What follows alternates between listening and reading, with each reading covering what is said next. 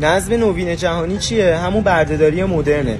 اگه یادت باشه قبلا به برده‌ها آب و غذا و جای خواب مجانی میدادن و الان هم آدما برای همون مبلغی که دارن هر روز کار میکنن سر کار میرن، اون مبلغ دقیقاً کفاف آب و غذا و جای خوابشون میده. پس هیچ چیزی این وسط فرق نکرده، فقط همه چی مدرن‌تر شده. اونا به این نتیجه رسیدن، سیستم و دولت‌ها و اون 1% که دارن جهانو کنترل میکنن به این نتیجه رسیدن که دیگه واسه بردهداری این قدیم نیازی به قل و زنجیر ندارن. همه چی دنیای تکنولوژی و مدرن شده. افکار تو هدف میگیرن، ذهن تو مسیری واسش میچینن که در تراز کنترلشون باشه.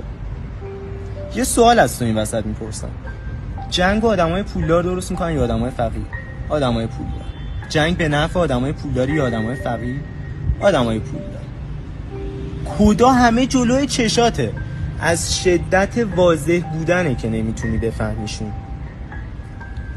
اگه دقت کنید حواس ما رو دقیقاً به چیزایی که میخوان دارن پرت میکنن.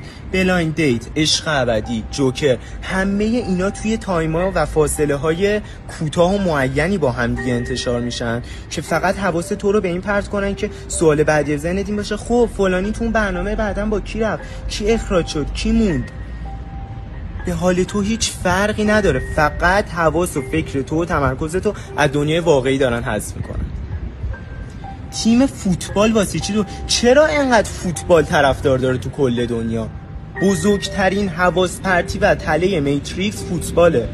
شما تعصب داشتن فرکانس تو شدیداً میاره پایین، چون دیدتو نسبت به حقایق میبنده. شما وقتی تعصب داری روی تیم فوتبال، حتی دیدی دعوا میکنن سر تیم فوتبالشون، هم دیگه رو میزنن، خشم و خشونت و تعصب روی تیم فوتبالت داری و هر کی که یه تیم دیگر رو قبول داره دشمن خودت میبینی تو ناخودآگاهت.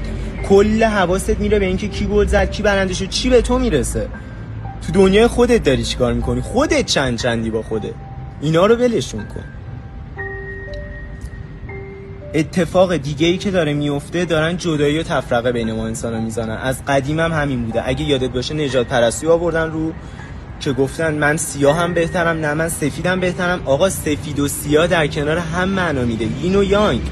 سفید در کنار سیاه معنی پیدا میکنه و همینطور هم بالعکس. تو یه انسان آزاده، حق انتخاب داری، حق زیستن داری. اینا دارن همون رو ازت میگیرن. جمعیت رو میخوان شدیداً کاهش بدن. از سال 2020 تا 2030 نظم نوین جهانی رو دارن برپا میکنن که الان هم آخراش جمعیت زمین قراره خیلی کاهش پیدا کنه. فقط اونایی که فرکانسشون بالاه و به بیداری رسیدن میتونن روی این سیاره زندگی کنن. اگه یادت باشه کرونا رو آوردن، ترس. ببین جوری که ترس میتونه بکشت، سرطان نمیتونه. کسی که سرطان میگیره چرا اکثرشون از دست میرن، فرکانسشون تغییر میکنه، میرن بودای دیگه، مرگ. ترسی که درونشون دارن میکشتشون، نه سرطان. سرطان میاد تو بدنش سری درسا رو بهش یاد بده، با یه سری چیزا مقابله کنه، ولی اون ترسی که داره نمیذاره. اینا اومدن بیماری کرونا رو انتشار دادن، ترس تو مردم ایجاد کردن. خیلیایی که سر این بیماری نیستن، بیماری وجود نداشته. ترس و نشخوار فکری تو اون بیماری تو واقعیت به وجود آورده.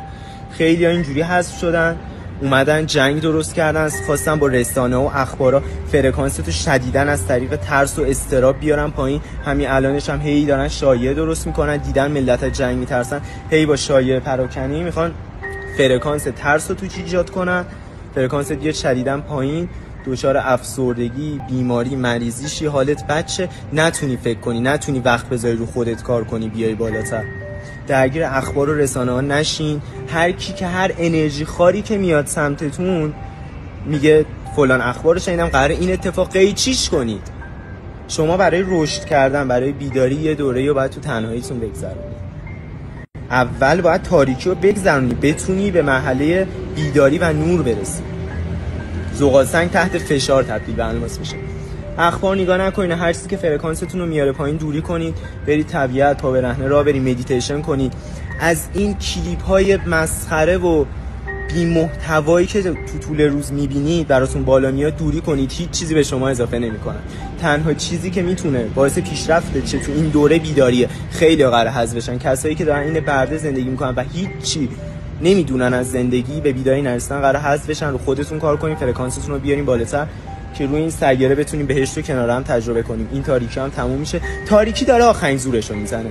انقدر به تو فشار میاره که یه جا به خودت میای بیرون دیگه، یه جا اون تاریکیه که درون جمع شده میتره که به خودت میای، به بیداری میرسی، میزنی زیر میز، بیدار میشی، میفهمی قضیه چی به چیه. تاریکی هم داره آخرین زوراشو میزنه، ولی همیشه نور بر تاریکی چیره و پیروز است. دوستتون دارم.